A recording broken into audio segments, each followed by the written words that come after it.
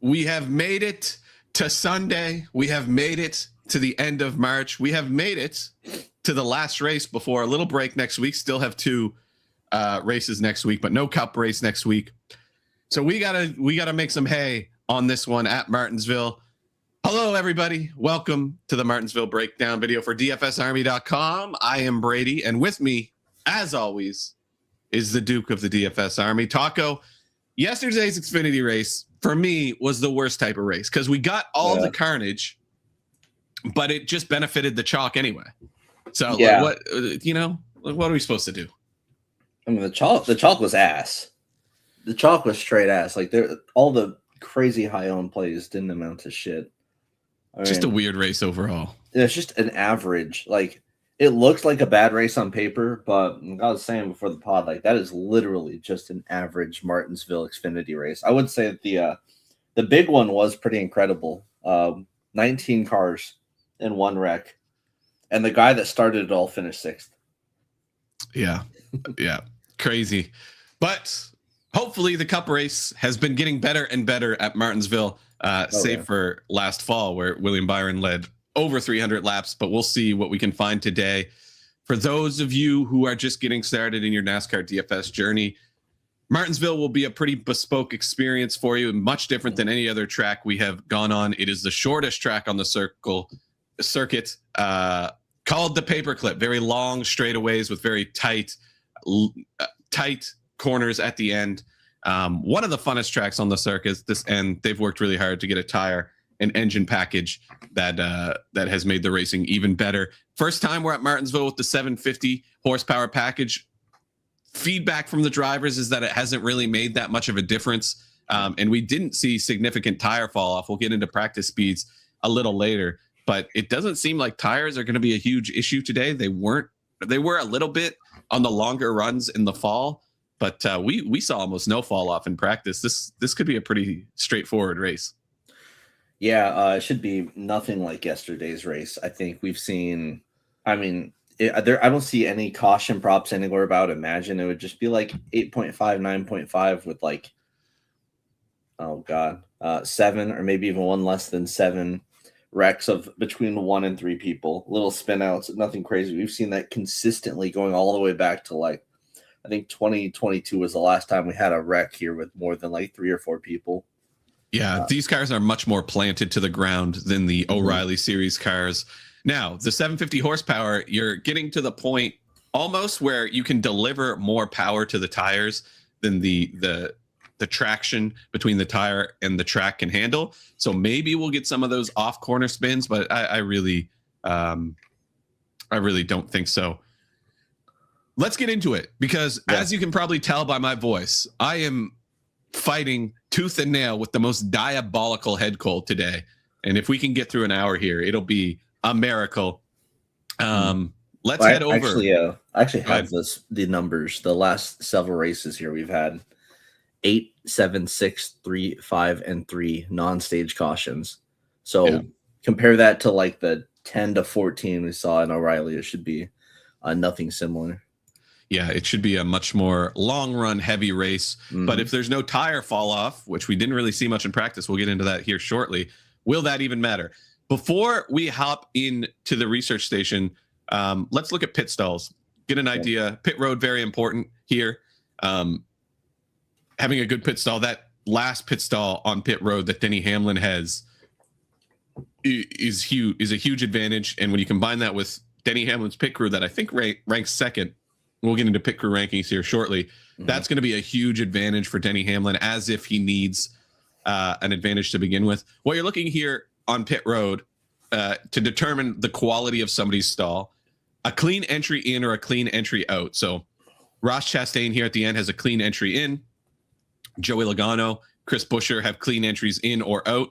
And then even better is if you have a clean entry in and out by the fact that the cars around you are probably going to be a lap down. So as I look around here and find a car we expect to be a lap down, if I can even find Blaney. Look at Blaney. So he's got Kyle Busch, who's starting way back in the 30s, and I think Cody Ware between them. So low key, that's a solid.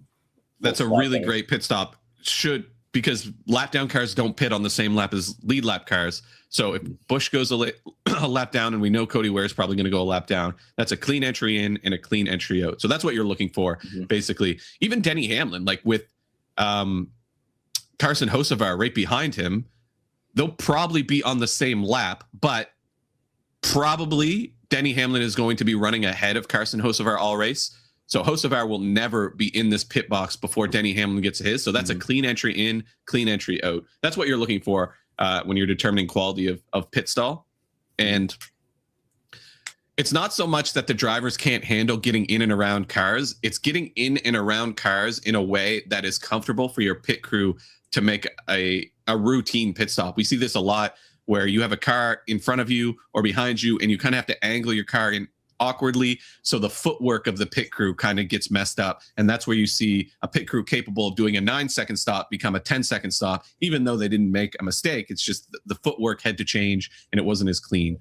So that's what you're looking for on pit road. Let's head over to the DK average by start here. Taco, we've been in this kind of top heavy pattern as of late, and it doesn't look like we're getting away from that today. This is the best track of all tracks for pole sitters. And the fact that the favorite coming into the week got the pole says a lot. I mean, 111 average lead laps to the pole sitter. I think the DK pick six prop for Denny Hamlin's 112. So about what you can expect there. It's 61 for the fast lap. So expecting some more fast laps to go his way. If you can see, they hit 60 fantasy points 75% of the time.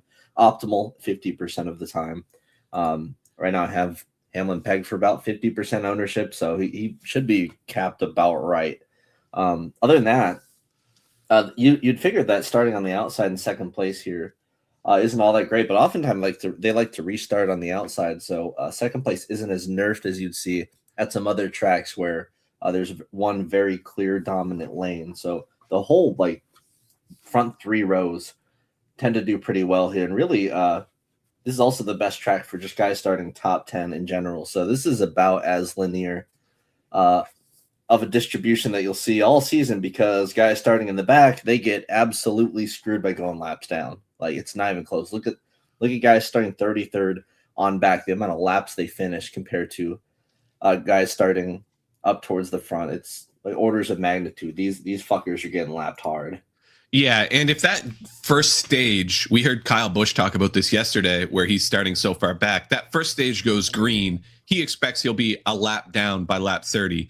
If that whole stage goes green, there's a good chance that by the end of the stage, you'll have lapped up to 26th or 27th, depending on how things work out. And that can mean that a guy like Kyle Busch starting in the 30s, really difficult to reclaim that lap without significant cautions to take waiver rounds and stuff like that. So a poor starting spot, obviously the place differential is so appealing, but it can be really, really difficult to overcome a bad starting spot, because you're just going to go a lap down and never get in a position to gain that lap back. And you're going to have a hard ceiling on your finishing position, no matter how fast you are. Yeah, go to the middle right table here. This is a pretty interesting one to use, these tables. So this is just averages just specifically for guys like in the mid-range, like a Kyle Busch here. You can see starting 33rd through 36. It happens a lot. It scores like nothing. So I think Kyle Busch is one of the worst trap plays out there, because he's certainly right in that mid-range here between 60 and 90. Yeah, I see a lot of discussion about maybe we're starting to hear what the chat likes today. I'm starting to see a lot of discourse about Chastain. Hey, they priced him cheap as hell. I don't even mind that. We'll get into that here shortly. Another thing to look forward to, and this is something we've seen at Las Vegas a little bit and Darlington too, is that 10 to 20 range tends to be pretty decent in terms of scoring potential. This tends to be the cars that maybe don't necessarily have the single lap pace, or maybe didn't set up for single lap pace, but are very fast on mid to long runs.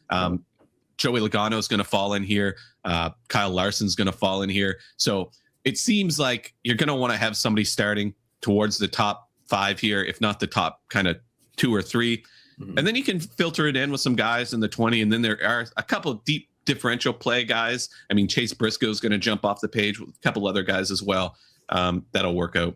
Yeah, and that group right there, there's a lot of good quality guys starting in the very high teens that we're going to be paying a lot of money for, and they make a lot of sense. Like you got Blaney, who's basically a co-favorite starting in like 11th, and then Briscoe starting 27th is probably like the cusp end of guys that are fast enough to not get lapped. It's really about not getting lapped early. So deep place differential. It's very hard to make it worth it, but as you'll see throughout this slate, when we look at it, there's kind of an issue down low where there are literally 2 plays that are worth a damn in the entire 6 and 5K range, and they look quite good. But yeah, and it's really about surviving that first run, because if you can stay on the lead lap through the first stage, whether that's running 26th or 27th, whatever, if that goes green, then you get hard locked in front of all the cars that got put a lap down. So on the start of stage 2, you're starting again in front of all these cars. The leader has to pass all these cars again to get to the point where they can lap you. So if you survive that first stage on the lead lap, you're in really, really good shape. If you don't, it almost ruins your day unless you're one of the last 2 cars that got lapped. Yep. And then, looking at these trends here, the last 6 races, we've had someone score at least 41 points in your final spot in the optimal. Now, we've had back in 2022, we did have a bit more spread out domination. You needed some punts to get in the optimal, but it is important to note that if you're going to take punt plays down at the bottom, they got to be able to score 40 plus points. Yeah, very seldom do we see anybody lower than 40. Like you said, 22. That was a weird race. We had 2 really, really main dominators, but we do see really top heavy like these are huge scores. We'll see some of the biggest fantasy scores we've seen all year today. Yep, and I think in almost every single one of these we've seen Chase Elliott, but we'll get to there when we go through the historical tab. Yeah, probably a good time to do that. Let's swap over to the historical tab, sort by race, get an idea of where the starting position and who has been in the optimal. So this was a weird late race last year. It was the first race on that new tire combination. And also this was a cutoff race. So if you're judging a guy like Denny Hamlin's performance in this race last year, not really fair. He was already locked in. There were some guys that had some different motivations in this race. Thank you to the glorious playoff structure we had to deal with for so many years. But yeah, we'll see here. 3 guys starting towards the top 10, or a couple guys starting towards the top 10, and then kind of some of these mid-range guys. We did have some deep play stiv guys. Ryan Blaney, I wouldn't necessarily consider deep play stiv, but Justin Haley for sure. You go to the spring race last year, 3 guys starting in the top 5 scored really well, but it was more kind of that mid 10 to 20 range that filled out your lineup. Bubba Wallace from 8th hit the lineup. And then here, top 20 across the board, and then some kind of those mid-range plays. But what you'll notice pretty consistently, and I can probably sort by starting position and scroll down, you don't see these deep place differential guys hit the optimal as often as you do in some of these other tracks. And it's because of what we talked about with that first stage. And if they are, they're usually names that you would expect. They're like a Ryan Blaney. Yeah, the candidate to do this today is going to be Chase Briscoe. But Shane Van Gisbergen did it from 29th. He had a good run here. I wish he started 29th on this slate with his price. Jesus, it's a tough one. But yeah, essentially you're looking for 2 or 3 guys starting in the top 10. Probably going to be at least 2 dominators today, and then fill the rest of your lineup up with guys kind of in that 10 to 25 range. Don't fall too in love with those deep place differential guys, because like we talked about, they can have their days ruined really, really early. One Pride. I'm just here to listen to Brady say Kaz and Hosava. I don't even realize I do that. And it's probably worse today because I have a cold and I sound all nasally. So what are you talking about? Well, I can't help that. How we feel about Allmendinger as a punt. Listen, if I hadn't been on the Allmendinger train last week and gotten completely washed, I'd be more bullish, but he has not been very good at Darlington in the next gen. Back in the Gen 6, this was a good track for Allmendinger, but it hasn't translated very much.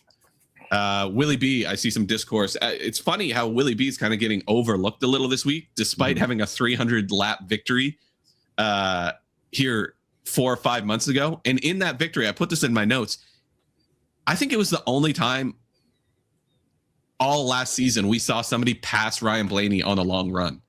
Byron let him go early and went back and passed him. We don't see that ever. So William Byron seems to have this tire configuration figured out. Yeah, I think the big thing with Hendrick this year is there's been a bit of discourse about Hendrick just being pretty awful on the season so far. I think as a team, they have 3 top 5 finishes altogether, which is certainly not up to their standards. But you could chalk a lot of that up to the new aero body, which just hasn't really brought a lot of speed yet. But I mean, aero just doesn't really matter here at Martinsville.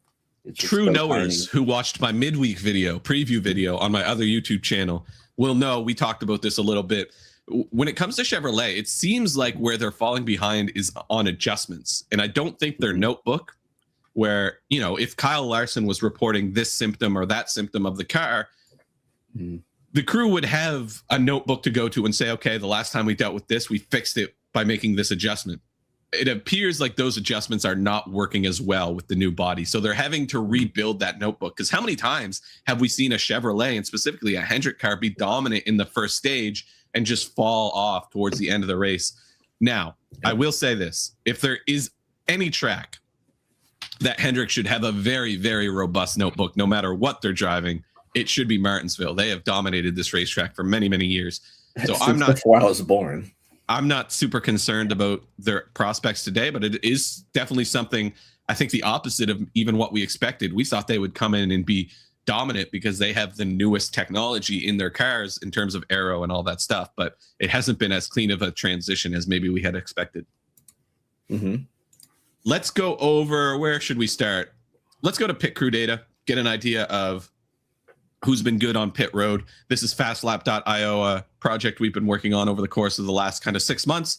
You can go in here and sort by track type, track characteristic, tire type, individual track, lots of different tools in here. I also booted up a race preview page, which kind of aggregates and ranks drivers based on a bunch of different factors when it comes to this race in particular. But we want to go into pit stops, and this is going to rank each driver by their best 10 for tire pit stops on ovals only. So we didn't count Coda. Christopher Bell has been the best pit crew far and away, about 0.2 second on average, faster than the field, and was able to maintain that last week, even despite having a pretty poor pit stall. And like we talked about earlier, Denny Hamlin has been really solid. That crew is getting better and better. Ryan Preece with a top 3 pit crew, that's pretty impressive. And all of the RFK pits crews, besides Brad Keselowski's, really have been really, really strong. Chris Buescher ranks 5th, and Chase Elliott popping up first for the Hendrick crews. But definitely something you want to keep in mind today, because track position will matter a lot. And if you're losing time on pit road, like a guy like Ryan Blaney stands to do, it could be a huge detriment to your performance. Yeah, and it is a bit surprising to see someone like Preece up there. I know his driver time isn't nearly as good as the other elite drivers who really know how to push it without getting a penalty. Shout out to Hamlin for really finally figuring those demons out. JGR just looking super strong across the board here. And, you know, it makes a lot of sense. Some of these guys like Preece, Smith, they tend to over finish. A lot of that does have to do with their pit crew. Absolutely. JJT, where does Suarez rank? That's a great question that I don't have an answer to right off the back. Daniel Suarez. Oh, you know what? I bet he's getting filtered out because they report his name with in different ways, like the correct spelling. I will let you know. Let me get back to you because I think he's getting filtered out. But I can fix that easy right after the stream. But I believe it was pretty mid range. I'll get back to you on that, JJT. Good call.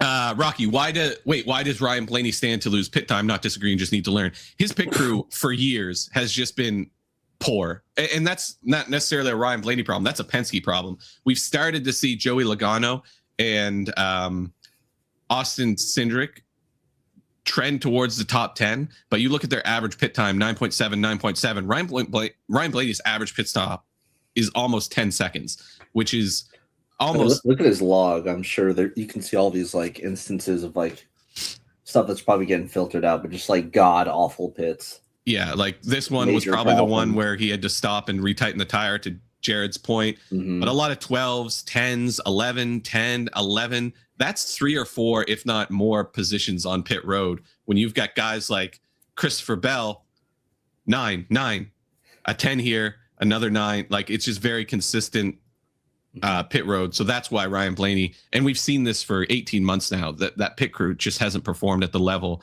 that Ryan Blaney is driving at. Yeah, why they haven't rotated or made a change yet is kind of beyond me. Yeah. But not necessarily. Now, this might be a little deceptive because Joey Logano was not competitive last year or last week at Darlington. They had some really strong pit stops at Darlington, all less than 10 seconds. What a waste. He was laps down, clean entries in, clean entries off.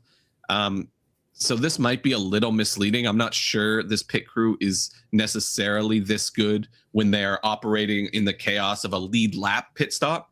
But still, to know that they're capable of a 9.5, a 9.3 gives you a lot more confidence because we just haven't seen that kind of performance out of Ryan Blaney's pit crew. Mm-hmm. I also want to bring up, so you can, over at fastlap.io, you can get signed up, put your email in here, and you'll get a newsletter that looks like this. And I want to scroll through this really quick. This is just kind of a summary of all the key stats going into their weekend. Top 5 average running position at Martinsville since 2024.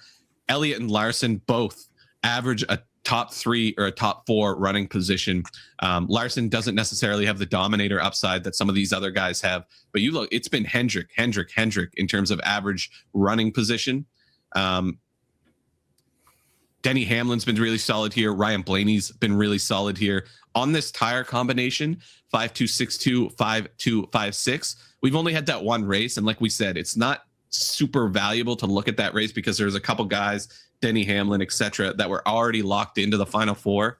Probably didn't put a whole lot of effort into this race. Not super useful. And then you also have top 5 pit crews. This gets reported, and I do this for all the major series on the weekend. If you want to get access to this guide that I send out every Thursday, just pop your email in here, fastlap.io. Taco, time to look at practice, I think. Yeah, and you can see, like, I think ranks are going to be really misleading in practice because everyone was off by, like, 0.01 seconds. Like, the difference between, like, 5th and 30th isn't really all that major. Rocky, if you had to pick right now, Hamlin or Reddick winner, I would definitely go with it's. I almost feel bad for Reddick because he's been getting clowned by everyone for how bad he is on short tracks. I don't know why everyone decided to clown Reddick this weekend, but Wallace had something to say. Hamlin had something to say. Even the broadcast booth was giving him a hard time for his poor performance on short tracks. I think Bubba Wallace even said he would retire if Reddick won this week. So certainly not one of Reddick's best tracks, but momentum is a huge part of this sport. So maybe we do see a career best out of him, but I would definitely go with Hamlin in that regard. Practice time, 2 different groups, and it's not super reliable. If you go over to FastLap again, go to the practice analyzer. I want to just show, let's go. So this, you can sort by best whatever laps, average consecutive laps, and this tire degradation tool doesn't work very well. Don't put too much stock into this. I'm still working this out, but I want to go to average consecutive laps, and then I want to do that all laps after 20. So this is the best consecutive run of 10 laps that anybody put together after running 20 laps on the track. And this filters out anything better or anything worse than a 22-second lap time automatically gets filtered out. So you'll see a guy like Kyle Busch pop off the screen, but this is super misleading because this is just a case of having clean racetrack. You compare this line item to Kyle Larson, it's much, much cleaner.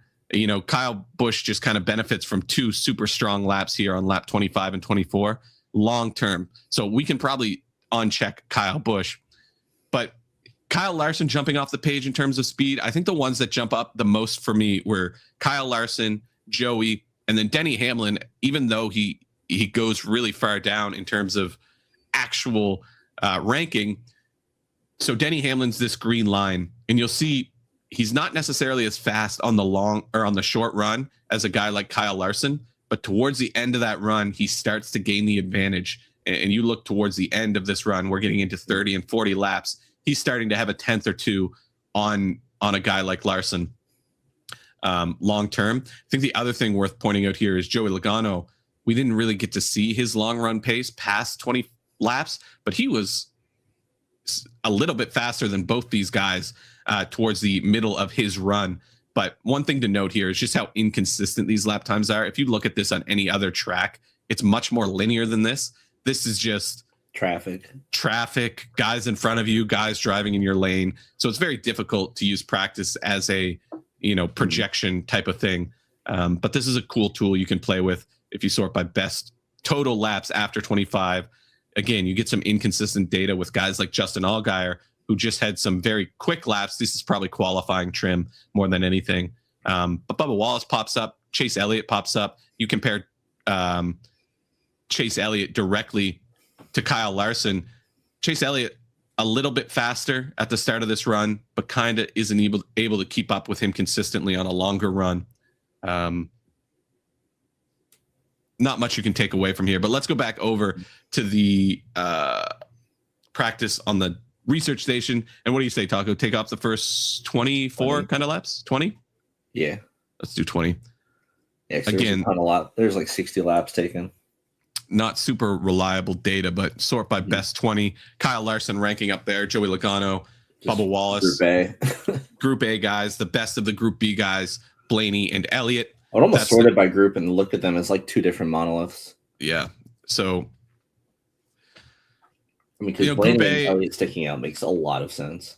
Yeah, and you start to see the guys you would expect here, like Chase Elliott ranking 6th. He was the fastest of the Group B guys, where the track wasn't as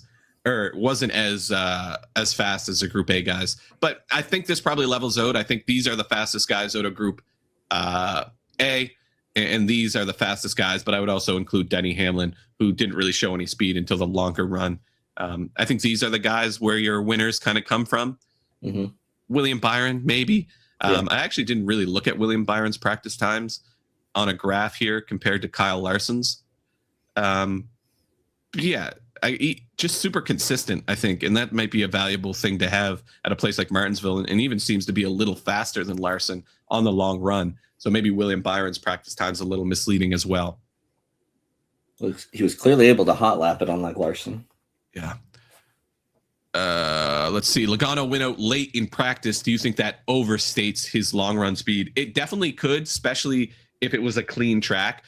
Going out late in practice, once the track has been rubbered in and warmed up, doesn't really matter, but there's less guys running later in practice. So if he has a cleaner track, it could definitely overstate his long run pace. But yeah, this is just really weird. Like, look how, compared to William Byron, how kind of all over the place his lap times are. This could be lap traffic. This could be mistakes. This could be instability in the car. We don't really know. Hey guys, can I get the drivers I can put in my Dom group today? Even fringe Doms, thank you. Taco, who did you have marked as Dominators today? It was exactly who would expect. Just like the top 10, plus like those guys starting in the top teens: Blaney, Larson, Bell, Elliott. Yeah, that could easily lead laps. Yeah, so it looks like if we scroll at least 2 is certainly the way to go. Yeah, kind of the top 13, but took Shane Van Gisbergen out would be a bit of a surprise. And if you want to, you asked for fringe guys, but if you want to get more aggressive, you can probably take a guy like Reddick out. Would be surprised to see him dominate today. Even Hocevar, I would be a bit surprised to see him dominate. Josh Berry, by virtue of starting third on a short track, you got to keep him up there. But if you wanted to get uber aggressive, I think I'd be a little surprised to see him have significant time up front. Probably not worth looking at Martinsville 2. Like I said, this was a weird race that William Byron kind of dominated. Same tire type, but we had guys on different strategies and different motivations. We look at Martinsville 1. It looks like... Oh, I think... hold on. Maybe we have some duplicate data, not super useful anyway. But this was a different tire combination and a different engine package. So maybe not super useful. With all that in mind, perhaps we get into the driver-by-driver breakdown. And it all starts with Denny Hamlin starting P1, probably going to be 50% plus owned, but for good reason. He won this race in the spring of last year. Hasn't been super dominant at Martinsville, maybe not as dominant as you would expect to Denny Hamlin, but still, if I go and sort by Martinsville performance specific, it's been Dominator or bust, and we haven't seen him start from the pole, but we have enough data to know that a pole sitter at Martinsville is a lot to deal with. I wish I could find a way to get you off of Denny Hamlin this week, but it just seems like a really good spot for him. He should lead the majority of the first stage, if not beyond. And even if he falls back, an elite pit crew, an elite pit stall, and an ability at Martinsville that clears most of the field, it would be very, very difficult to keep him out of the top kind of 3 all day. Denny Hamlin's going to be a really strong play. Mm-hmm. And you could probably just go in the historical tab and just look at the pole sitters. I mean, they've just been absolutely incredible. Yeah, pretty almost 50% of the time the pole sitter hits the optimal, and they always lead laps. Like they always never lead lose the restart ever. That's just how this track is. Yeah, absolutely. So very strong play, the rightful favorite to win this race. If he hadn't got the pole, I probably wouldn't be as bullish on Denny Hamlin, but starting from P1 at a track he's so good at, like, just you got to tell yourself a story. How does he lose control of this race? Pit road has been pretty good for him as of late. That had been a concern spot for him over the last couple of years. Seems to have cleaned that up. You know, a guy like Blaney or maybe the Chevrolets having more long run pace is a possibility, but Denny Hamlin is so great at managing his equipment. It would just be a really, really tough sell to see him lose control of this race for any extended period of time. Mm-hmm. And 365 had a prop for most laps led by one driver at 176. You'd figure Hamlin has to be the top candidate to go out there and do that. So, I mean, he's got a floor probably of like 50 lead laps or so, but realistically a ceiling of, I guess, 300.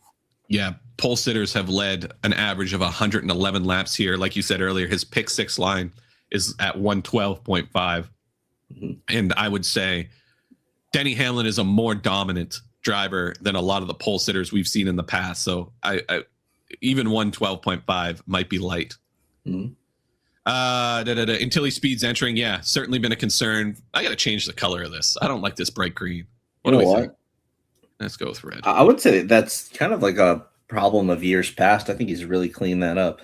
Yeah, certainly has seemed to clean that up. Definitely something he's worked on. Pit road, even going towards the end of last year, was a concern for Denny Hamlin, but it seems like they have cleaned that up a little, but always a concern for Denny Hamlin for sure. Derek, DTX, I've noticed the teams using new bamboo jack shafts are losing spots on pit road. You're deeper than me, brother. I haven't done much research on the equipment being used on pit road, but I would be interested to know the story behind that. Very interesting. How much Hamlin is too much Hamlin today? It's a good question. But you're going to have to play a lot to get any leverage on him. I mean, the pole sitter has been optimal about 50% of the time. He has a pretty average projection for a pole sitter here. His ownership's about 50%. I mean, he just seems capped about right, is the thing. Like, it's really, he almost seems like he seems like someone that you don't want to make like a huge leverage swing on. He's just kind of capped correctly. Yeah, it's a great the story is metal is stronger than wood. I guess I'd be is the idea that the bamboo is lighter? I don't know the story here. But let me look into it and I'll get back to you. Maybe that's the next level I need to go, is getting into actual equipment on pit road. Derek, a couple levels deeper than you and I. I think a good case for Hamlin are the guys starting kind of around him. You've got to think of first and foremost. Byron, of course, being the clear favorite to take him on there, but they had stage props had like Barry as the third favorite to win the stage, which isn't that crazy. I mean, they had, I think it was Blaney at like fourth favorite, but he's starting back in 12th, Larson starting back in 13th, Elliott starting back in 10th. I think he's got a pretty good floor for stage one, I'd say. Yeah, I would agree with that. You look at Ty Gibbs, probably not going to go out and take it from Denny Hamlin on a long run. No. Josh Berry, bit of an unknown, very good on short tracks, but even again, we talked about this early. SPG, he's got a pretty good cushion of non-dominators around him. Byron's the one guy I think that could do something. I don't think he's going to do it under green. Byron would be the biggest threat for sure. Mm-hmm. Before we get to Byron, we'll talk about Ryan Blaney. He starts 12th. He has been so good on short flat tracks. His long run pace has been unbeatable. At Martinsville, particular too, we go and look at his performance recently at Martinsville, all inside of the top kind of 5, save for what I would guess call a mediocre run. Started 32nd and finished 11th. Probably still hit the optimal in that one. But I think one thing worth taking away here is every time he starts toward the front, he does seem to lead laps. This 11th place starting spot, 14th place starting spot, won that one. 9th, ran 5th. Not a great day. It's really his qualifying performance that has kept him out of like pure domination, and even leading 177 laps here in the fall says a lot when he did it from 31st. I think the only concern with Ryan Blaney is his pit crew. Like we talked about earlier, this pit crew has not been competitive, but I think that we're starting to see Blaney qualify a little bit better. Makes his Dominator upside even better. I think this is a fine play. I'm worried about his pit crew, and I'm also worried about this is the only time we've ever seen somebody pass Blaney in the long run, and that was William Byron here last year. But still, a strong play. Going to be a very chalky play. But I mean, you look at the short flat track, it's hard to argue with that. Yeah, I have him as my my pick to win overall. I mean, you look at the small amount of evidence that we've seen of short flat tracks in this newer package. I guess Phoenix won that, probably the second best car to Bell, and then Bowman Gray clearly had the best car. Like it was absolutely, and we've seen that on short flat tracks for a couple years now. Like it's a known thing. Mm-hmm. So if this race plays out long, he certainly becomes a factor. There's a reason he's the favorite over Hamlin. Yeah. The concern here is just how much damage will his pit crew do to him over the course of 400 laps. Mm-hmm. Yeah, 400 laps today. Kyle Larson, he starts 13th. He's kind of been the best of the rest at Martinsville. He still ranks second best in terms of average running position and performance at Martinsville in the next gen era, dating back to 23. But shout out Blaney's qualifying efforts. Yeah. Consistently in the top 5, almost always, just doesn't tend to dominate that much. His best performance was an 86 lap leading performance in 2024. But in the context of 400 and 500 lap races, that's not a huge chunk of the race. Mm-hmm. So he's kind of just run really well here. Doesn't necessarily have the Dominator upside we're used to seeing out of Kyle Larson. But against a 13th place starting spot, if he goes and runs in the top 5, we start to talk about optimal upside. So I think this is a fine pivot off these top 2 guys, and a guy who's probably going to be a little under-owned than he ought to be, given how good he's been at Martinsville. Yeah, he's got the long run speed in practice. Now, how much you weigh that in, I don't know. But, I mean, consistent track history, it is something that you like to see here. It's just the upside clearly limited compared to Hamlin and Blaney. Hamlin and Blaney are clearly the S+ tier plays.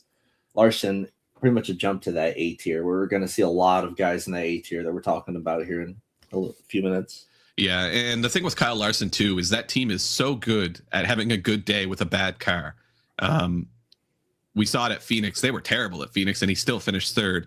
And it seems like he's got a pretty good car today. So the upside is pretty high.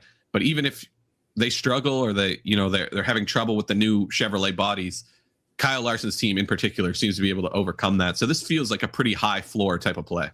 Mm-hmm. Yeah, Angelo, do think something's off with the 5 car. I think it's a Hendrick thing. We talked a little bit about the adjustments not being up to snuff. But again, at a place like Martinsville, you would expect Hendrick to be on top of their adjustments. We'll talk about Cindric here in a second. Before we do that, I want to talk about Christopher Bell, who's been kind of, got this reputation as being an ace on short flat tracks. And while he's had some really good runs at Martinsville, including a win back in 2022, this has probably been the worst of his flat tracks. Hasn't really had a ton of breakout performances. Ranks 10th among active drivers at Martinsville. And you can see just no domination to speak of over the course of the last few years, even despite starting on the pole here at this race last March. Only led 25 laps, ended up finishing fairly well, probably still flirted with the optimal here, but just not, you kind of think of Christopher Bell as a flat track ace, but it hasn't really manifested consistently at Martinsville. Yeah, that was actually the worst performance we've seen from a pole sitter so far in the next gen era. Yeah. So, could sprinkle him in, but I don't know.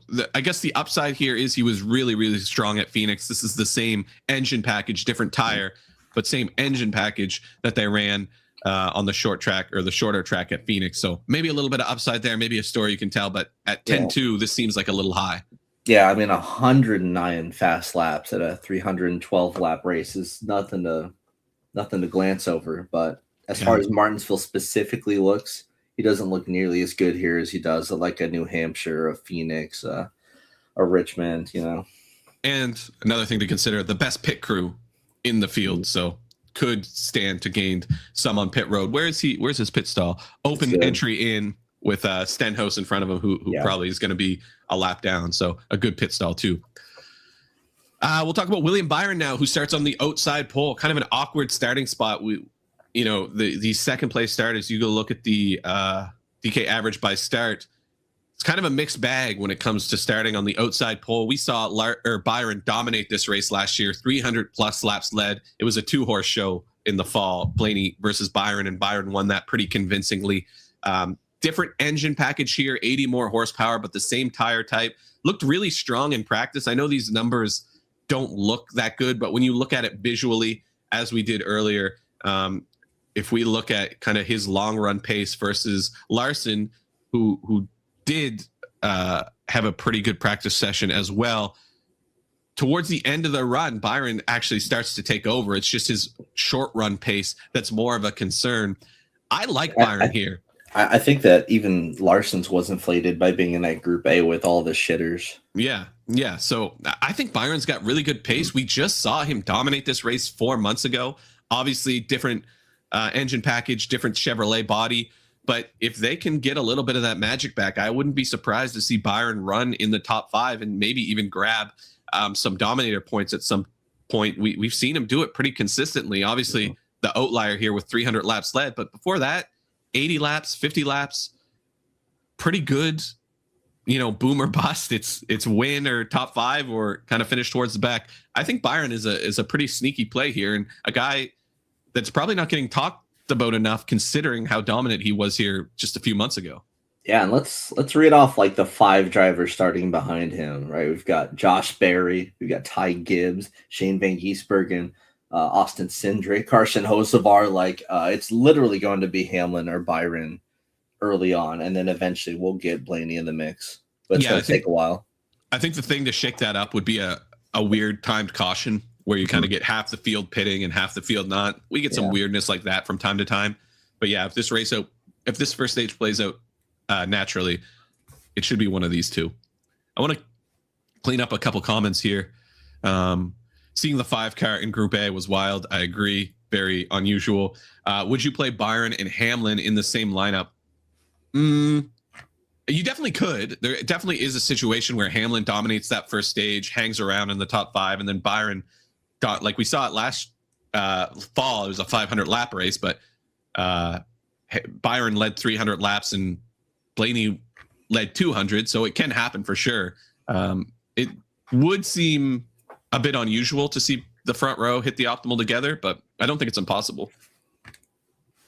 How do you feel about pulling a lineup with Blaney, Elliott, and Hamlin, then pulling from the barrel? I guess he means towards the back. I think the big concern there is you have to go pretty deep play stiff, pretty value, and there's not a ton of value on the board, but definitely could work. Would you consider Bell as a strong contrarian play? I don't know. I think I would prefer Byron, but Bell is certainly is going to be much easier to get leverage on in this range. And, maybe a 5th place, a 4th place with no domination gets you there with Bell, especially if we see a single dominator like Hamlin, then Bell and Hamlin start to work together. But yeah, I think that's a fine play. Mm-hmm. Do you think Byron could go overlooked here? Yes, I definitely think Byron is getting a little bit overlooked. Somebody who's not getting overlooked is Chase Elliott, who starts 10th, actually ranks among the best at Martinsville over the course of the last 2 years, average running position inside the top 5, and significant domination at every race besides this fall race on this tire combination last year. This has been a really strong track for him. He jumped off the page a little bit in practice. He had some really positive metrics. I would be a little bit surprised. I saw somebody say Elliott's going to lead a bunch today. I would be surprised to see that happen in the first half of the race, but I wouldn't be surprised if Chase Elliott got towards the front, towards the second half of this stage, the end of stage 2, the start of stage 3, and get some Dominator points. I just think it's going to be very difficult to get any leverage on a 38% owned Chase Elliott. Yeah, and he's going to be super popular, cheaper of the 3 Hendrick guys. I think he's probably the one with the best outlook here, besides maybe like Byron. Everyone knows this is sort of his best track. He's factored in here a lot. I think he's been the optimal like 4 or 5 straight times at this race. We're just used to seeing that from him. He gets a lot of fast laps too. I think it's 25 plus fast laps in 5 straight races for him. Yeah, I think I have this here. Yeah, let's take a look. 36 here in the fall, despite not leading at all. 60 the race before that, 64 the race before that, and 40 in the spring of 24. Yeah. And just brutally consistent too, like top 5 4 races in a row at a track that historically is pretty chaotic and hard to build consistency on. I mean, that's what Chase Elliott has built his career on, is consistency. So it's no surprise, but a very strong play. I worry about playing him, 45, 50% to get leverage on. Maybe a similar situation as Denny Hamlin, where you're just trying to kind of match the field. The projection's pretty close to right. Mm-hmm. Question: has there been a time in this generation where a driver leads almost the whole race, like that one time Keselowski led the whole race? I think the closest would be Briscoe at Darlington last year. I mean, it was like 400 laps here with Keselowski, and we just saw Byron lead 300. And also Larson at Bristol, he led 450. Yeah. Twice. So there's been a couple really close. We've never seen somebody lead every single lap. I mean, Larson set the record for most lead laps in a race just 2 years ago. There's been a couple situations where it's been really, really close, but nobody has ever led the entire race. Jeff Burton did it at New Hampshire many, many, many years ago, but different situation. They tried to put a restrictor plate on at New Hampshire, and it was a bad decision. Tyler Reddick starts 8th. We talked about this a little earlier. I don't know why he got turned into the class clown this week, but he was getting clowned all over the broadcast for his supposed inability on short tracks. Bubba, Denny, and even the broadcast crews all had something to say. He starts 8th. He would need a real outlier performance. He ranks well outside the top 10 in terms of performance at Martinsville. He did have a 7th place run here in early 24, but other than that, it's been outside of the top 10 and maybe even running worse than that. His average running position is 18th over the last 4 races here. Momentum does a lot. Momentum's worth a lot, but I don't know if it's enough to make him super competitive here. Probably just a sprinkle play. Yeah. I don't know. I think his ownership is going to be low. We've kind of seen it before at Phoenix. He ran a lot better than he was supposed to at Phoenix, but even still then, this week I think everyone is pretty well aware that he's slow. He's like 25-1 now on the odds boards. Yeah. And can we talk, why is Bubba Wallace 1,200 less than? I don't know. Yeah. So you don't think Hamlin can lead 350? It would be unusual to see, but we saw Byron lead 300 last fall, so it's not outside the realm of possibility. But generally, we see kind of the field get mixed up at some point. Some guys pitting, staying out and trying to make it to the end of the stage. All these different things that can affect lead laps. So one Dominator would be a bit of a surprise, but not outside the realm of possibility. But even when we saw Byron lead 300 laps here, obviously it was a 500 lap race, but we did have 2 Dominators in that race as well. Thoughts on Briscoe and GPPs? Going to be hard to get around him. He's going to be one of the, we'll talk about him here in 1 second, but one of the better deep play stiff plays. So you guys like Byron more than Elliott. Did I translate that correctly? I think from a DFS perspective, I do, just because Chase Elliott's going to be close to 40% owned. And William Byron is probably going to be in the low 20s in terms of ownership. But in terms of as an outright play, they're very, very similar. I think they have very similar upside. I just think it's a lot easier to get leverage on William Byron. Now is a good time to talk about Chase Briscoe, who I guess just doesn't like practice. Has he had one good practice session all year? No. He's always in the 30s in practice and then either rips a lap that's half a second faster than the field or the worst lap you've ever seen. And we got the latter here. He starts 27th. Has he had a clean race all year? Yeah, I don't think he has. I don't really know. I mean, Chase Briscoe is good at Martinsville. He's won races here in worse equipment than he'll have today. His average running position is towards the top 10. So I think that's probably where he'll end up running today. He just needs to put a clean race together. You know, he's often one of the fastest cars on the track. The race a couple weeks ago, was it Vegas that Hamlin won? I think it was. Briscoe was as fast, if not faster, than Denny Hamlin in that race. He just started last and went to the back 3 or 4 times. Like, he just needs to put clean races together. If he does, I think he can hit optimal here, but it's not as clean as, he starts 27th. This is a lock. He needs to run inside of the top 10. And to do that at Martinsville, you can't make mistakes. And Briscoe's just made a ton of mistakes. Mm-hmm. So I don't know. Another guy I'm going to be a little hesitant to get leverage on. I mean, what do you think the odds are he gets lapped? I don't think he'll get lapped. I think he'll push forward. He like I said, Briscoe's good at Martinsville. He won a race here, I believe, with Stuart Haas. He's very capable here. He ranks inside the top 10 in terms of performance at Martinsville in the last 4 years. Hasn't dominated at all, but grabs a couple fast laps every race. I think he'll push towards the top 10. I'm just not super confident it's going to be enough to hit the optimal. Mm-hmm. And it makes the rest of your lineup pretty tricky. If you're going to play a Dominator or two from the top of the pile and then squeeze in Chase Briscoe, then you have to go pretty low where there's not a ton of value on the slate. So gets a little weird.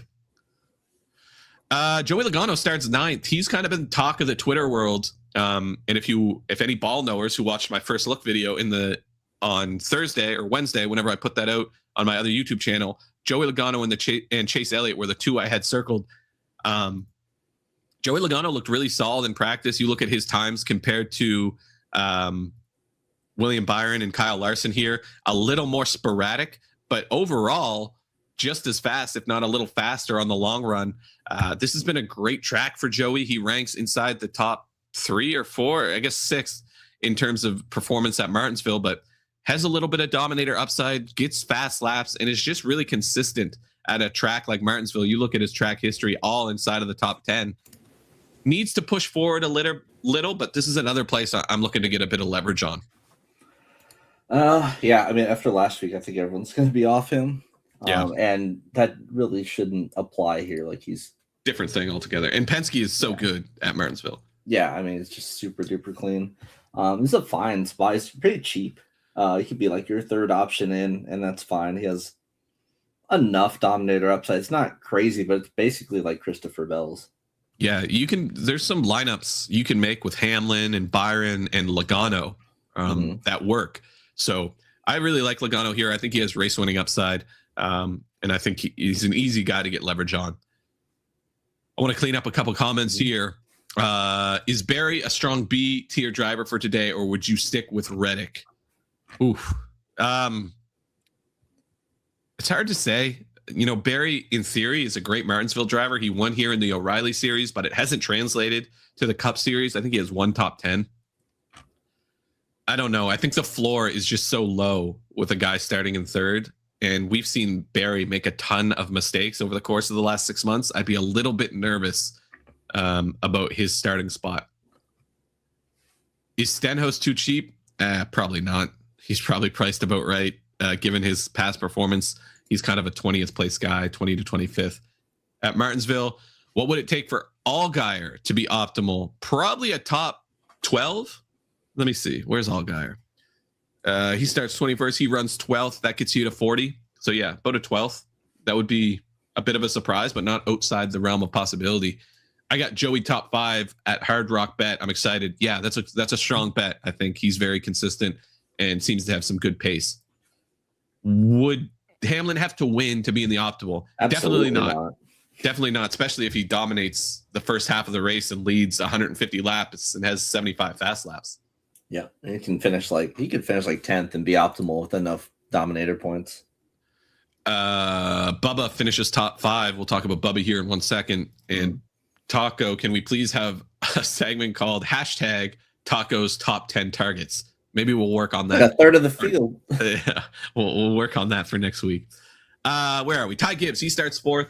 Not a great track for Ty Gibbs, but it seems like we have to throw out his first 2 years of performance out the window because he's been very, very strong in 2024. Was okay in practice, looked like similar speed to his teammates outside of Denny Hamlin. Just starting 4th. The Dominator upside seems a little bit capped.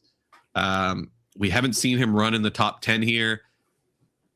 I don't know. This is probably a sprinkle play or closer to a fade for me.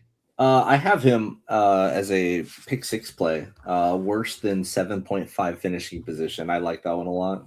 Yeah, let's go. If we go to Fast Lap and find Ty Gibbs here, his average running position is outside of the top 10, closer to 15th. Like I said, he's been performing much better than he has in previous years. But even if you bump that up by 5, that still only gets you to around the top 10. It would be a bit of a surprise to see him hit value here. Mm-hmm. Bubba Wallace starts 15th at what I would consider one of his best racetracks. I feel like we say that a lot because Bubba Wallace has some tracks he's very, very good at. But pretty solid performance here. It's been a little boomer bust. But when he starts in the top 10, he tends to stay there. He starts just outside the top 10 here in 15th, but looked solid in practice, popped on a couple of key metrics. A lot of like early fire off speed, not as much long run speed, but like it was significantly better than the rest of the field. Yeah, you look at, it's very strong on the short run, and then falls off a little harder than you would hope. But still, I think this is a fine play. I think he's aggressive on restarts, can make up a lot. His pit crew has been pretty solid. That's been a new development for 2311. Mm-hmm. It's also 8,300. 8,300 is way too cheap for Bubba Wallace. So I love this spot. Ryan Preece starts 17th at what I can confidently say is his best racetrack. He actually ranks inside the top 10 in terms of Martinsville performance over the course of the last 4 years, over the course of the last 2 years, 4 races. Top 10 in 3 of 4, 14th in the other one. Starts 17th with top 10 upside, and tends to get a lot of fast laps on long runs. A lot to like here about Ryan Preece. Yeah, I mean, you gotta love him here. He's one of the best long run drivers in the series, it would seem, and this is exactly up his alley as a Welland guy. Legitimate, like real top 10, top 8 speed, only 8,100. Yeah, and good luck finding another track where Preece averages inside the top 10 in terms of driver rating. This is a really strong track for Ryan Preece. I love him here. Yeah, and then you got a whole RFK block here. Yeah, Wallace or Preece. I think I lean Preece, but I think they're both very strong plays. We'll talk about Kyle Busch here in 1 second. I'm with you. I really like Preece here as well. Yeah, Chris Buescher next on the list.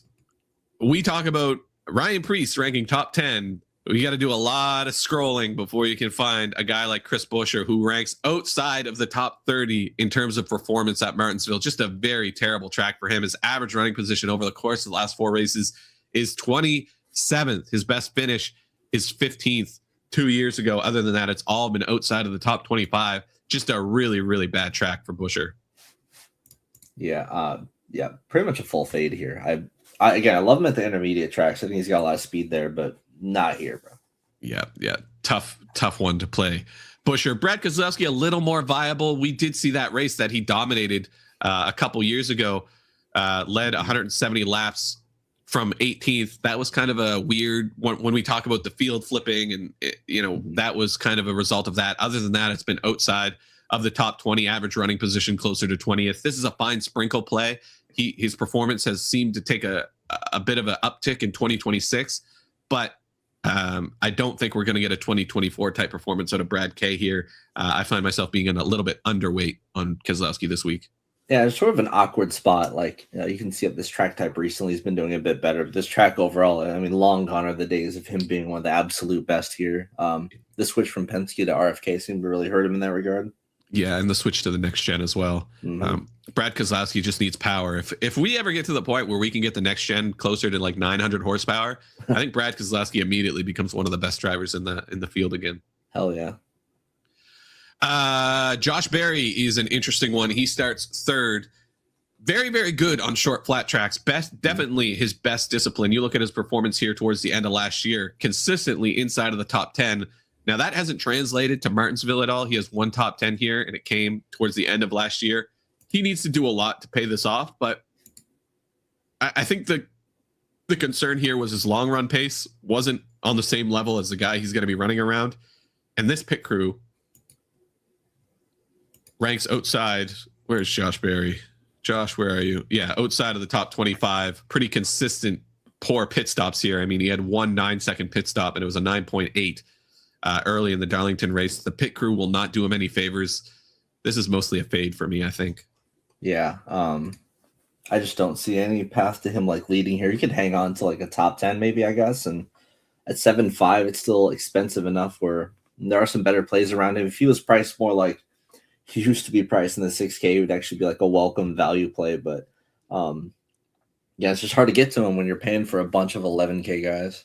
Yeah, absolutely. Ross Chastain starts 18th. I think maybe we've both been a bit down on Ross Chastain this year, but maybe this is a place where he can pick it up. Ran pretty well here in the fall, top 10, but just really consistent. One of his best racetracks, top 10, 3 in a row here, including a top 5 here in the fall. Really good on short flat tracks, as bad as Trackhouse has been on some of these other track types. Doesn't seem to affect him as much at short flat tracks. I think Chastain's very viable here. Yeah.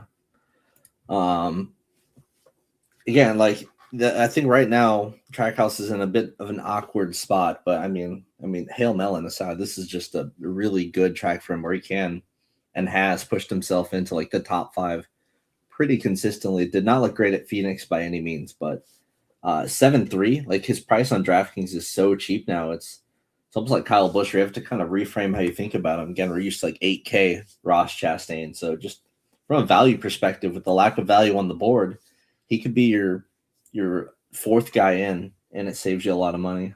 Yeah, absolutely. Pit crew hasn't been great, but not the worst. Average pit stop inside the 10-second mark. So that's enough. It's good enough to not kill your run. So yeah, I think Ross Chastain for the first time this year looks pretty viable.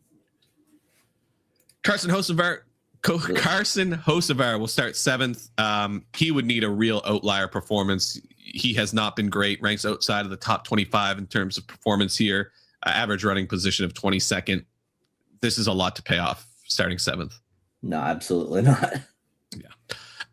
Kyle Busch is probably going to be one of the keys to this slate. He starts. I can't even talk today. I've got my nose is plugged up solid. Yeah. My eyes are watering. It's miserable over here, but we're going to push through. Kyle Busch starts 34th. Probably going to be one of the keys to this slate. Martinsville has been an okay track for him, but his comments after practice did not give me much confidence. He said he was wrecking loose, expects to be a lap down by lap 30 unless they make significant changes to that race car. And we have not seen RCR be able to make these race cars better over the course of the race. I think he's going to be a very, very popular play, but I don't know. I'm a little worried about how pessimistic Kyle Busch was about his race car. And we know if Kyle Busch isn't in the right headspace, it's going to be a crash out day for KB. Yeah, I mean, you're pretty much comparing him directly to Haley from the last race, starting about 34th and pushing into the optimal. The price isn't really all that far off, just a bit more expensive here. Yeah. Again, I mean, practice, he actually looked okay. It was just numbers wise, at least. But yeah, his comments were not very. I mean, he's always complaining about his car, but the results just haven't been there compared to his teammate Dylan. Like, it's not even close. Like, their prices should be swapped on the slate. I swear to God. Does this look like a guy who's going to go have a performance worth hitting the optimal today? I would encourage anybody who there's a bunch of wrecks, and maybe that's like the only thing. He's just a carnage play. Yeah. I would before you make your lineups today, search up Kyle Busch. It's all over Twitter and everything. Go watch his interview after qualifying yesterday, and let that dictate your performance. But yeah, I'm a little pessimistic. Is he sandbagging? I don't think so. I don't think that's in Kyle Busch's nature. But maybe he just wants out of RCR, so he's going to drive but even if he gets out of RCR, where's he going to go? Replace Alex Bowman? That seems unlikely. Spire, no open seats. I don't know if there's anywhere else for Kyle Busch to go. Austin Cindric starts 6th. An okay racetrack for Cindric. An okay track type for Cindric. He just starts a little too high. There's not a ton of upside here, I don't think. Yeah. No. I mean, Penske, it's a good. Yeah, Penske looks good. It's just Hendrick has never looked anywhere even close to his teammates here. I don't really see much evidence for that to change, really. Yeah, average running position of about 17th. Did have a 4th place run here in 2024, but his average running position was outside the top 15. That was a bit of an outlier type of run. Yeah, JJT, I'm with you. I think Spire is the most likely. I think that's probably end game for Kyle Busch, is getting involved with Spire again. Spire not looking like a bad spot right now. Yeah, he may not even be able to get in there. We'll talk about Suarez here in a second, but Spire bought KBM a couple years ago. I think maybe the idea is that he ends up there. Brexton comes up through the ranks with Spire. Maybe that's end game, but I don't think he's willing to sandbag the twilight of his career in order to make that happen. Justin Allgaier, just a sprinkle play. He starts 21st. He would need a bit of an outlier performance. Looked okay in practice, but Kyle Busch looked okay in practice too. If you look at just straight numbers, this is a sprinkle play for me. Not a ton of upside here without some carnage. Yeah. Daniel Suarez starts 22nd, and we can bang through these guys pretty quick because these are all kind of the same play. Suarez has been very good this year. It turns out the move to Spire was an increase, not a lateral move at all.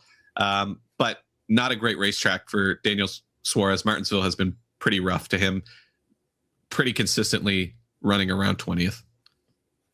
Yeah, I mean, not much reason at all. I mean, this is very much a track history track. Yeah. And I mean, sure, going to Spire maybe it's like gives him a slight uptick. He's just not good at this track type overall, and specifically here. Yeah.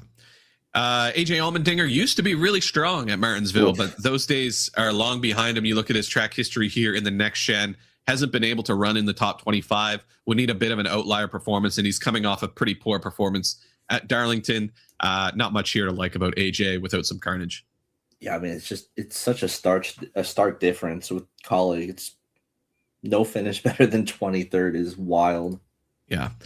Connor Zilic starts 25th. I would expect this is about where he'll run. You know how these first starts at Martinsville tend to go. Yeah. Probably going to be a long day for him, and he's probably underperformed a little bit versus expectations so far in 2026. I would be surprised to see him push much forward here. Yep. Again, this whole range is full of just whatever plays. Like there are actually like no good plays in this whole range. Yeah, this whole range is pretty putrid. Eric Jones starts 19th. That's about where he should run. Did look pretty good at Phoenix. Finished it a little better than he ran. So maybe a little slight sliver of upside, but not somebody you're going to go out of your way to get leverage on. Yeah. Michael McDowell, you can say almost the same thing for. Looked really good at Phoenix, but generally speaking, not a great track for him. Mm-hmm. John Hunter Nemechek might be the more viable range in this play just based on place differential. He has run pretty solid here at times, especially in the O'Reilly series. But I don't know. He's going to get lapped. That's my issue. He's going to get lapped quickly. I'd be very worried about taking John Hunter Nemechek here. Unless he can push forward really quickly, use some of that speed he showed in that first practice. Did show a little bit of long run pace, which gives me a little bit of hope, but I think that's Group A just being faster. Definitely could be. And you look at his performance at Martinsville, it ranks 33rd. Nah, bro's getting lapped. Not a lot to look forward to. SVG starts 5th. Has run really good at Martinsville. I wouldn't be surprised to see him stay in the top 15 and in a range of drivers that are pretty miserable. I don't think he's any worse than anybody else in this range.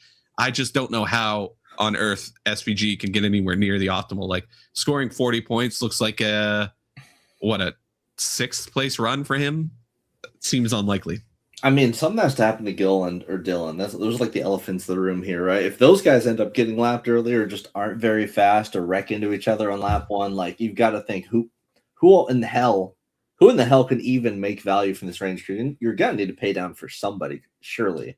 Yeah. SVG won't get lapped. Tell you that. He has top 15 upside here. Like again, you're gonna need something. I don't know. You're just going to need something like him to collect some fast laps, which he hasn't really done here at this track, or run in the top 10. I think that's about, again, the last like 6 or 7 races here we've seen. You need to be able to hit 40 fantasy points to get in the optimal here. And I mean, maybe the threshold's going to be lowered just with the lack of value on the slate overall, but man, it's gonna be hard for him to get about 40 fantasy points here. He's gonna need like a top 8 or something. He's gonna need to just hang up where he's at. Yeah, this is just unfortunate they qualified so high. Yeah, absolutely. Noah Gragson starts 31st. This has been a really tough racetrack for him outside of a kind of bespoke 11th place run here a couple years ago that he actually ran inside the top 15. But I'm sure there's some circumstances to that. Other than that, it's kind of been 30th or back. Fine sprinkle play, fine carnage play, but not a ton of upside here for Noah Gragson. Zane Smith starts 14th. That's a little too high. As much as we like Zane Smith, be very difficult for him to find 40 points here. Yeah, and he's never finished this track before, like ever. Practice looked tough. I mean, nah. Will not be super difficult, I don't think, for Todd Gilliland to find 40 points. This is actually a really strong racetrack for Todd Gilliland. We talked about this in my midweek video. Actually ranks towards the top 10 in terms of average performance at this track over the course of the last 4 races. 2 top 10s here last year, a poor run here in 24, but he was running much better than that. And then a solid run here again in the spring of 24. This is his best racetrack. He's a very strong short tracker, even going back to the ARCA West series and the K&N series. He dominated short tracks for a lot of years. This is probably one of my favorite plays on the slate. Going to be super popular, and it's going to be very uncomfortable to play Todd Gilliland at like 35 to 40%, but there's just not a lot of value in this range, and Todd Gilliland's one of the better plays, I think. I mean, I do that all the time with Todd Gilliland. He has a lot of tracks like these, and he's kind of a track history slave, sort of like how Ty Dillon used to be back in the day. Like, he's just got his tracks he's good at, and it's his track type overall. We've seen it in other places. Where he just runs pretty solid and really just needs like a top 18, top 17, and he can easily push into the top 15. We've seen him do that for the last 5 races here, and some of them were from start.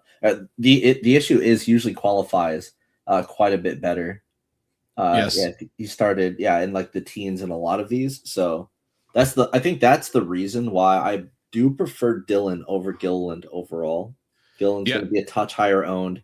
His track history log looks better, but Dillon doesn't matter where he starts. Where Gilliland has started top 20 in almost every single one of these races where he's finished in the top 15 here. Yeah, and Austin Dillon looks like a really good play too. Very great short flat track history. Very good. This is definitely his best track type. You look at his ranking, right beside Kyle Busch here in the top 20. Average running position of about 20th. That's close to enough. I mean, he needs to probably sneak into the top 20 to hit value, but he's done that pretty consistently. 3 races in a row. It's really, as long as he doesn't wreck, he should be able to flirt with the optimal here. Yep. And these 2 plays, I mean, they just stick out like a sore thumb on the slate. Yeah. If you want to get different and you're not really going that different up top, I feel like you've got to get away from these plays and just tell yourself, like, I don't know, one of these guys are getting lapped early or something. And I slightly prefer Dillon to Gilliland, and usually I'm more of a Gilliland guy, more of a Dillon hater. It's just, the short flat type track type has been pretty amazing for him, very consistently in the top 20, oftentimes his top 15 upside, and that's going to be more than enough at only $5,600. I don't know why he's that cheap. Yeah, especially at this track type where you even look at like top 20 in every single short flat track last year for Austin Dillon, including the win at Richmond. So good play. Stenhouse starts 33rd. He's kind of know what to expect out of him. I'm just worried about him getting lapped early. Yep. Super dangerous. But you look at if you take out Dillon and Gilliland in this range, he automatically becomes one of the better plays, 6K or below. But again, just a very high risk of getting lapped early. Probably will get lapped early. Speaking of getting lapped early, Austin Hill is probably one of the main candidates to be lapped first. This 33 car just has not been good, no matter who's in it. And Austin Hill isn't great at Martinsville to begin with. I'm not sure why this was the race he chose. I know exactly why this is the race he chose. RCR probably chose it for him because he fucking sucks here and he needs to get better. They go here twice a year. He's got cup ambitions. Definitely could be the case. He did run 21st here in at Phoenix. So maybe a little bit of upside if you want to get crazy. Obviously, the floor is pretty high. He can't go any further back. But yeah, I'm a little concerned about this car, little concerned about Austin Hill's ability at Martinsville, and certainly concerned he's going to go laps down in that first stage. Yeah, he's a lot better at Phoenix than he is at Martinsville, but he's just here to get important reps.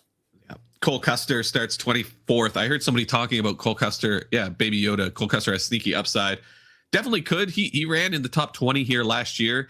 As far as track history goes, Martinsville hasn't been the worst for Cole Custer. Ranks kind of towards the top 20, average running position inside of the top 20. So maybe this is a place you would go. The concern is starting 24th is a little too high. You know, you need to see him push into the top 20 rather than fall back. And, you know, I get the good news is this is kind of the range where you can survive. If he can maintain a 24th or 25th, he can survive that first stage and be locked on the lead lap. Then there starts to be some upside, but a lot of heavy lifting to do to get to that point. Yeah, starting 24th. I don't see it here. May as well just go all the way down to the almost bottom. Yeah, Ty Dillon starts 36th. Fine play. Hasn't run well here over the course of the last couple years, if I can find him. But an average running position inside of the top 25. Did finish 15th here in the spring, so maybe a little bit of upside there. Pit crew leaves a lot to be desired. But when you're racing amongst guys in 20th, it doesn't really matter. So probably one of your most viable kind of $5,000 plays. Yeah, this kind of play is just saying, okay, this race is going to go green. Everyone's going to get lapped. Let's just go all the way down to the bottom in price and jam in as many studs as you can. That's kind of the case for the Ty Dillon play. I'll say last spring that finish. I don't expect that kind of upside from him again because that team was on the up and up early on last season. Like they were looking good all over the place. Even had that run in the in-season tournament. It hasn't looked anywhere as good this year. Like his odds are the same as Cody Ware. That's a yikes. Yep. I am with you there. Riley Herbst starts 26th. Riley Herbst is running better. It's just he's qualifying better too, so it's irrelevant. 26 was probably a little too high. To Ken's point, I think if Custer and Herbst stay on the lead lap, then they work. I agree with you for the most part. I do worry about Riley Herbst staying on the lead lap. He's going to get bullied. He's going to get pushed around here. And if this first stage runs green, good chance he has a ton of fall off and struggles to stay on the lead lap. So yeah, just a pure punt play for me. And then Cody Ware is Cody Ware. Yep. I mean, not much to say about Cody Ware. Bro's gonna be lapped like 5 to 10 times. Shout out Brian Vickers in the chat. Hey. Let's head over to the domination station. Do a quick run here. I better reset this. I was playing with it earlier. Boom. Okay. So Taco, take it away. What are our settings looking like in the Dom station here before we get into our win picks? Chat, I need you to warm up your fingers because we're going to need some picks from you in a second. Probably like tournament. Like, I don't know, somewhere between 10 and 15. Give it, say like 13% random, I guess. Nowhere near as crazy as yesterday. Let's go 13. At least 2 Doms. At least 2 Dominators. And like we said earlier, Lone, DFS.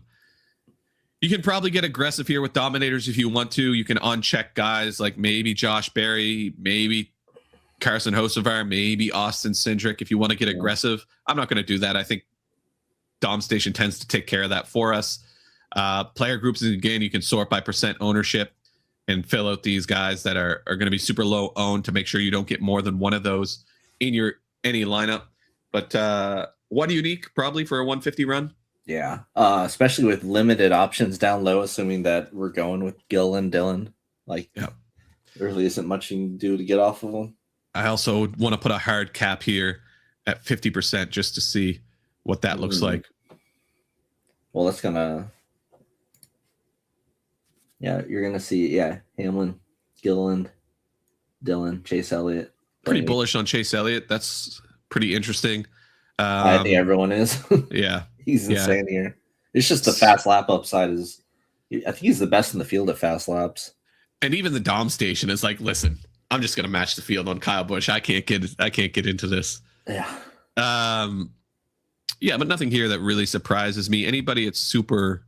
I wouldn't even play that much Kyle Busch. It's scary as hell. Yeah, I'm with you there. Christopher Bell. It's pretty bearish on Ty Gibbs fade train. Yeah, Ty Gibbs. I mean, the pick 6 line.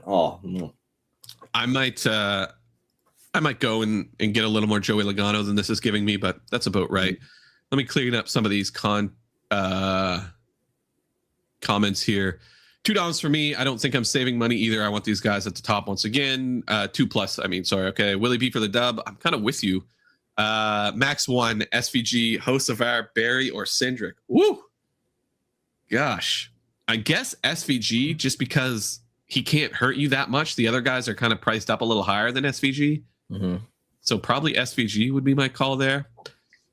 How much AD and or Gilly is too much? DS is giving me 60% each, even with caps. I can't remember the last time we've seen such an imbalance with the punt plays, like two of them being pretty equally head, shoulders, knees, and toes above the field in the entire 5 and 6K range. I mean, I'd probably cap them like 50% each. Yeah. But like, man, I don't know. If it just ends up going chalky, maybe 60%. Like, I don't know. If you really want to pivot and get off the field, though, you could go as low as like 30% and just try it out. You're gonna really need to find some other plays you like down there. I don't know if you believe SVG is gonna hang around or just say fuck it and go to Ty Dillon, or I don't. They just make way too much sense to pair with the 11K guys, because I mean the best two plays on the slate are the two most expensive plays. Getting some free 5K plays is really nice. Yeah, absolutely. How many uniques for 20 max, Taco? 2 or 3, probably? 2. There you go. I'm getting nearly 70% both Gillen and Dillon right now without nerfing anything. Yeah, it really speaks to how kind of on balance this field is, the way it played out. I think Gibbs possibly gets his first career win today. That would be very exciting. I would love for that to happen, but would be very surprising to me to get it at Martinsville. No. Asking, is Max one group of those guys? Oh, I see. A rule to get Max 1. Yeah, they're probably doing your shitter rule anyway. Yeah, you're probably going to get that if you do a rule with some of the lower go guys anyway. Maybe not SVG, but yeah. Okay. We're going to do win picks here in a second. So chat, I need you ready to vote on some polls. And Taco, I need you to send me the sheet because I've closed the tab here. By accident, send me it in Discord if you can. But in the meantime, let me do a little bit of administration work. If you want access to all the tools we use today, including the Dom station, including the research station, including everything we talked about, and the Discord where we talk about this stuff 24/7, head on over to dfsarmy.com/NASCAR. The link for that is in the bio. Get signed up, join us. We've had a lot of success this year in NASCAR. The Dom station has been crushing. We have 2 really fun races next weekend, and then we're right back into the swing of the season at Bristol, maybe, or Kansas. I don't remember what's after Rockingham, but really good time to get involved. Bristol, yeah. So Bristol is going to be a blast. Head on over to dfsarmy.com/NASCAR.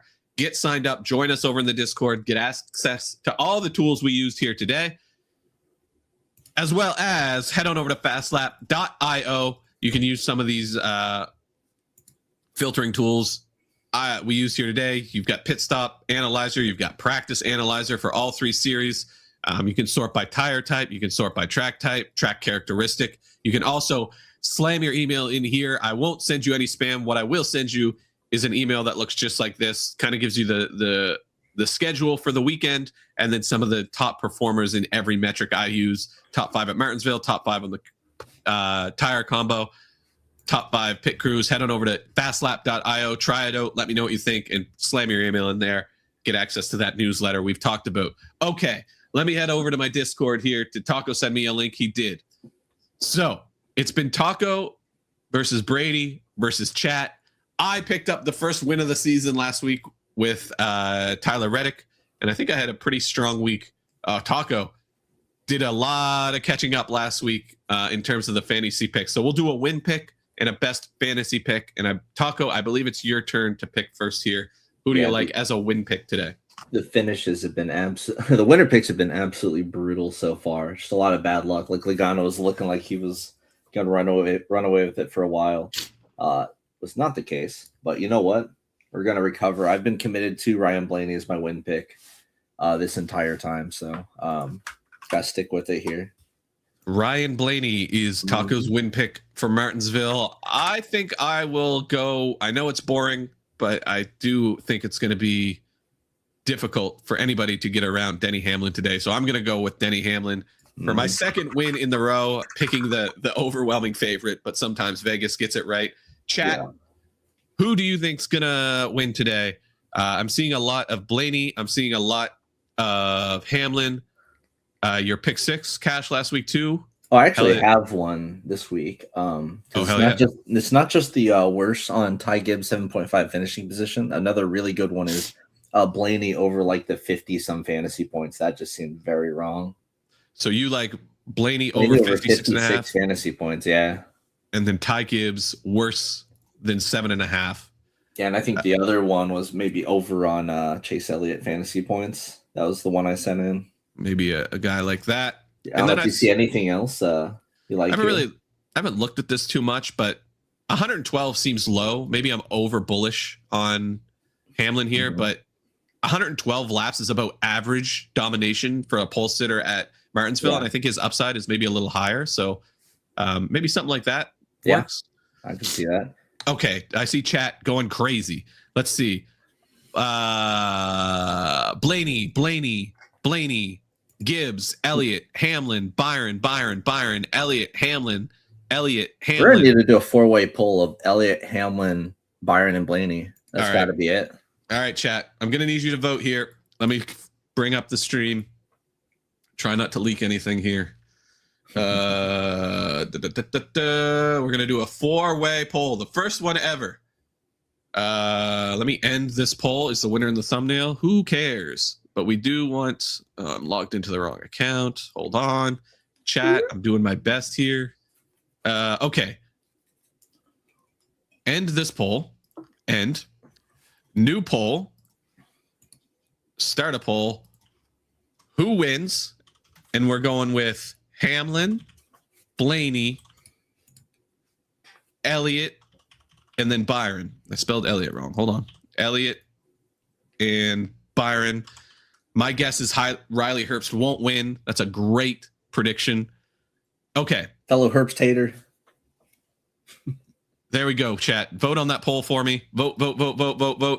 Nuts. Who is going to win this race? Oh, it's so close. Vote. We need votes. It's too close. Chat, vote.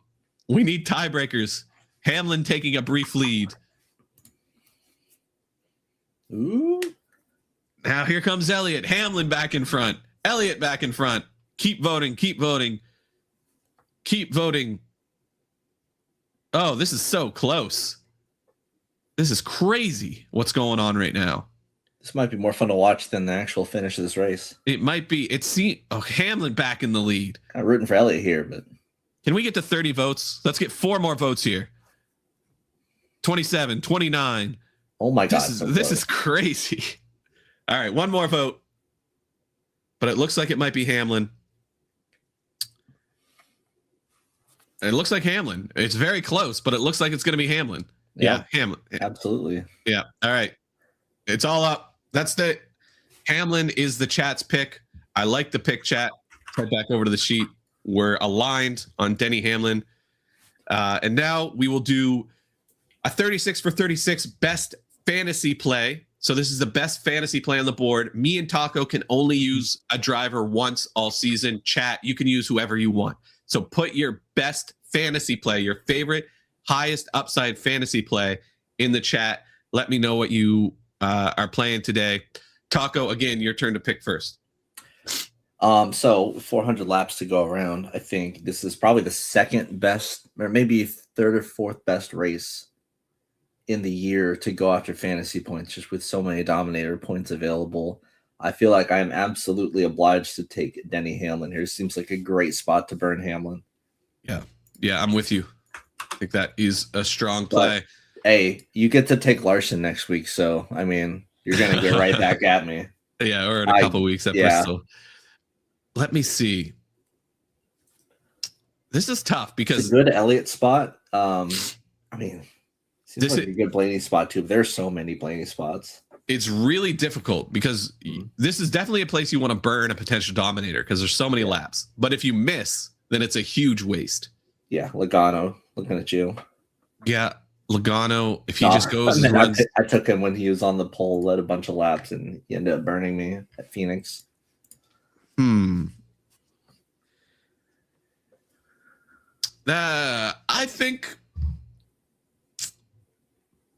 think maybe I go Blaney here. This is a good opportunity to burn Blaney. There's not a whole lot of. We're chalking that up. There's not a whole lot more. I mean, New Hampshire will be good for him, but we'll go with Blaney as the best DFS play today. But I agree. I probably would have picked Hamlin had I got to pick first. Let's see what the chat likes. Best DFS play. Put it in the chat, and then we'll do a poll of the top two: Logano, Priest, Dillon, Blaney, Suarez, Hamlin, Wallace. Not really consensus, but it seems like Blaney maybe getting the most from chat. Best DFS play today, chat. The highest scoring DFS play. Are we going with Blaney? Seems like we're going with Blaney. Oh, Dillon has as many votes as repeat. Yeah. Mr. 5 Cents is trying to sneak in a double. There's Priest again. Byron starting. Maybe we do a real mixed bag. Briscoe. Yeah, it's super really mixed bag. Yeah. Let's do a poll.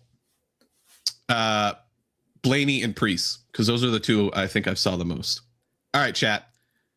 Best DFS play. In retrospect, Priest might not be a bad move. No, Blaney, a Priest, one of the best spots where you can burn Priest. Yeah, what else are you going to use Priest? All right, chat.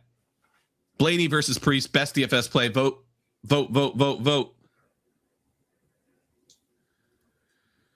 Priest. I was thinking about Priest, like Priest, you really want to burn at Martinsville. Yeah, I kind of overlooked him there. This has less laps than the other one. It's just with Hamlin sitting on the pole, it's like, damn, you kind of got to do it because you don't know where he's going to start. I think I got mogged by chat here. I think Priest was probably the play. Yeah. All right. Vote, chat. Couple more votes here. Make sure it's going to be. Yeah, it looks like Priest. Vote.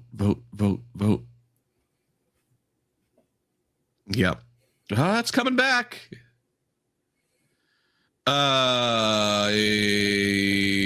It looks like Priest. Yep. Yeah, it's Priest. All right. Ryan Priest is the chat's play. That's a really strong play. I kind of forgot about Priest here. There it is. Want to catch up on some questions. If I missed the question in chat, sorry, I kind of put a bunch of spam in chat there. So if you have a question, let us know. I want to head over to the odds board really quick, see what we see. Head on over to Cookout 400. Hamlin now the favorite. Blaney not far behind. Chase Elliott moves into third place. That's kind of interesting. Joey Logano has shortened up. He was plus 1,500 earlier today. He's closer to plus 1,000 now. Anything jumping off this board to you, Taco? It's hard to say. I think maybe I had to make a pick here, it would be Byron at plus 800. Yeah. That's probably should be up closer to his teammates. Right. I just want Hamlin or Blaney, honestly. Yeah. What's the Blaney top 5 line? Because he seems like a lock for top 5. Yeah. And it's okay. Well, negative odds. Minus 60 or something like that. Yeah. Anything else stand out here? Chase. Oh, that's top 10. Let me look at top 10.